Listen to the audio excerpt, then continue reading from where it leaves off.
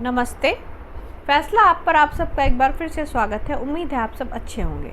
आप सभी ने ये तो देखा ही होगा कि जब से तिरुपति बालाजी मंदिर में जानवरों की चर्बी मिलाकर लड्डू बनाने की खबर सामने आई है, ये मामला जब से सामने आया है तब से न सिर्फ आंध्र प्रदेश बल्कि पूरे भारत में बवाल मचा हुआ है और ये मामला दिन प्रतिदिन तूल पकड़ता जा रहा है, जो कि वाजिब सी बात है कि मुद्दा इतना बड़ा है तो ये तूल पकड़ेगा ही। किसी की आस्था को ठेस पहुंचाना ये अपने आप में एक बहुत बड़ा अपराध है और जो हुआ है और इस वजह से ये मुद्दा गरमाया हुआ है बहुत ज़्यादा। दरअसल जांच में ये बात सामने आई है कि लैब में जिस सैंपल को भेजा गया था उसमें मतलब कि जो प्रसाद भेजा गया था, वो प्रसाद बनाने के लिए जिस घी का इस्तेमाल किया जा रहा था मंदिर के प्रसाद के लिए, उसमें जानवरों की चर्बी पाई गई है। और वो जो चर्बी है वो फिश ऑयल है, बीफ की चर्बी है और कुछ हद तक सूअर की चर्बी का भी इस्तेमाल किया गया है इसके अंदर। ये बात रिपोर्ट में साफ साफ लिखी हुई है कि मंदिर के प्रसाद के जो लड्डू बनाए जाते थे उसमें शुद्ध घी की जगह एनिमल फैट का इस्तेमाल किया जा रहा था। जांच में ये बात सामने आई है कि एआर डेयरी को मात्र 320 रुपये किलो के रेट से घी की सप्लाई देने का कॉन्ट्रैक्ट दिया गया था मंदिर के द्वारा और नंदिनी घी का टेंडर रद्द कर दिया गया था, जो कि पहले मंदिर को घी सप्लाई किया करता था प्रसाद के लिए। और फिर से जुलाई में घी में मिलावट पाई गई थी तब ये टेंडर फिर से नंदिनी घी को दे दिया गया था, वो भी 470 रुपये प्रति किलो के रेट से। अब अगर आप इस रेट को गौर से देखेंगे तो आप यहाँ नोटिस करेंगे कि ट्रेडर चाहे कोई भी हो, चाहे कोई भी माल सप्लाई करता हो, पर शुद्ध घी के हिसाब से ये जो दोनों ही रेट है, चाहे वो 370 है चाहे 470 है, जो भी है 320 है, जो भी है, ये बहुत ही कम है। इतने कम रेट में शुद्ध घी दे पाना नामुमकिन है। अगर आप घर में भी दूध लेकर अगर आप चाहेंगे कि आप उससे घी बनाएं तो आपको कहीं ज़्यादा महंगा पड़ेगा। वो तो जाहिर सी बात है कि आप इतने कम पैसे में अगर प्रोवाइड कर रहे हो तो मतलब अगर चीज़ सस्ती आप दे रहे हो तो आप कहीं ना कहीं क्वालिटी जो है उसकी उससे कॉम्प्रोमाइज़ कर रहे हैं, जो कि इस केस में क्लियरली होता हुआ दिखाई दे रहा है। वैसे तो इस मुद्दे पे बहुत सारी पार्टी के लोगों ने अपनी अपनी प्रतिक्रियाएं दी हैं और अभी भी दे रहे हैं, पर मैं उनमें से सिर्फ एक प्रतिक्रिया आपके साथ शेयर करना चाहती हूँ और वो प्रतिक्रिया है आंध्र प्रदेश के उप मुख्यमंत्री और प्रसिद्ध अभिनेता पवन कल्याण की प्रतिक्रिया। पवन कल्याण ने ये कहा है कि हम सभी को किसी भी रूप में सनातन धर्म के अपमान को रोकने के लिए अविलंब एक साथ आना चाहिए।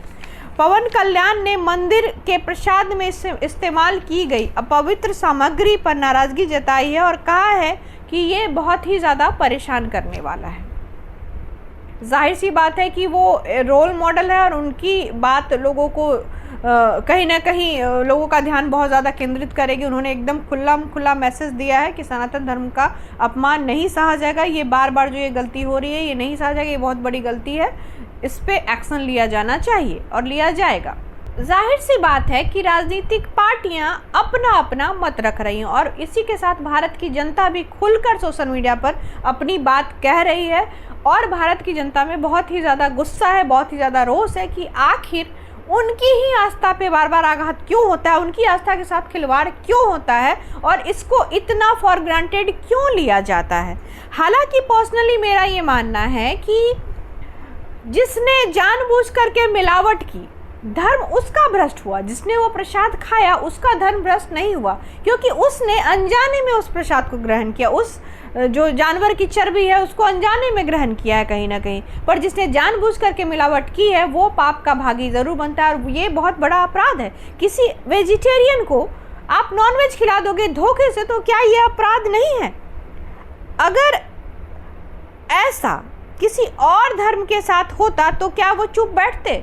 नहीं बैठते और बैठना भी नहीं चाहिए। हिंदू समाज खुद को छला हुआ महसूस कर रहा है क्योंकि बार बार किसी न किसी रूप में उनकी ही आस्था पे चोट किया जाता है। चाहे कभी उनके धर्म ग्रंथों का मजाक उड़ाया जाता है, कभी उनके तीज त्योहारों का मजाक उड़ाया जाता है स्टैंड अप कॉमेडी के नाम पे, तो कभी उनके पहनावे का मजाक उड़ाया जाता है, कभी वो जो तिलक लगाते हैं या कलावा बनते हैं उसका मजाक उड़ाया जाता है, उनके रीति रिवाजों का मजाक उड़ाया जाता है। या किसी भगवान का मजाक उड़ाया जाता है, तो हर बार उनको ही इजी टारगेट बनाया जाता है। इस वजह से हिंदू समाज जो है वो खुद को छला हुआ महसूस कर रहा है। उनको लगता है कि हर बार हम ही क्यों, हमारे साथ ही ऐसा क्यों किया जा रहा है।